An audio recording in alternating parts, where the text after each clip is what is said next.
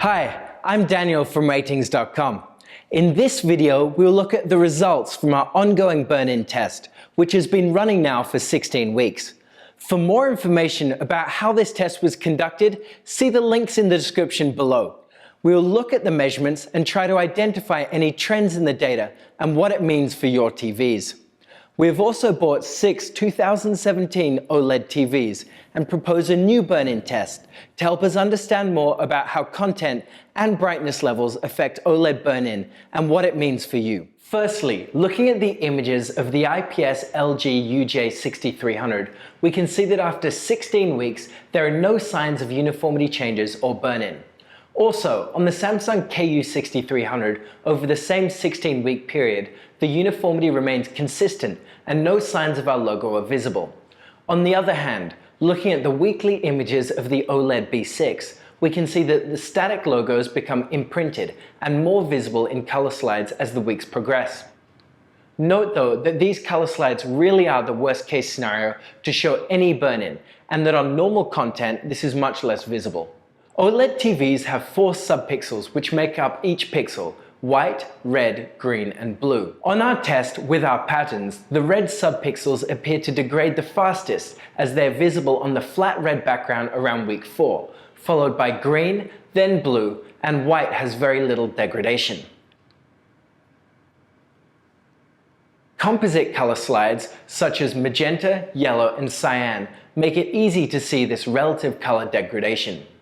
We can also see that the burnt-in edges of the logo aren't solid lines like our original pattern, but in some cases appear to be softened or to show double image artifacts. This is a result of the pixel shift option, which does appear to work to reduce the degradation rate of small areas, but some objects in our pattern are large enough that this small shift isn't enough to prevent them from permanently displaying the same color. Most notably, the stroke of the N appears duplicated on each side due to this pixel shift.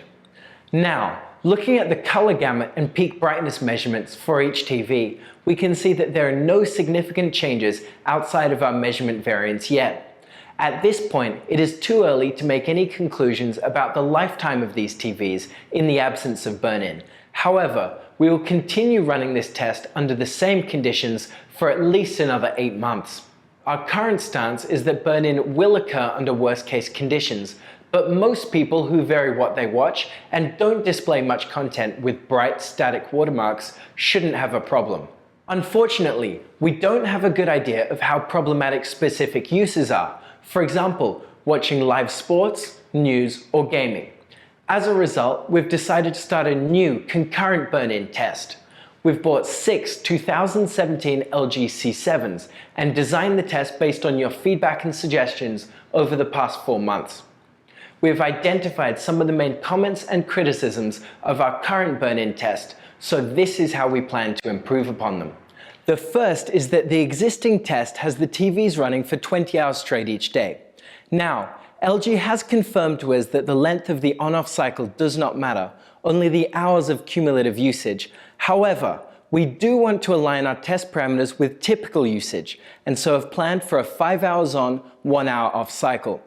This is all automatically controlled with a microcontroller via infrared, which simulates the power button presses on a remote control for each TV. The second issue with our current test is that our test pattern may not perform the same as real content. This is a very valid criticism and is our biggest focus for improvement in this test. We'll be playing different source material on each TV, and rather than a generated pattern, it will be real content from live TV, video games, or sports.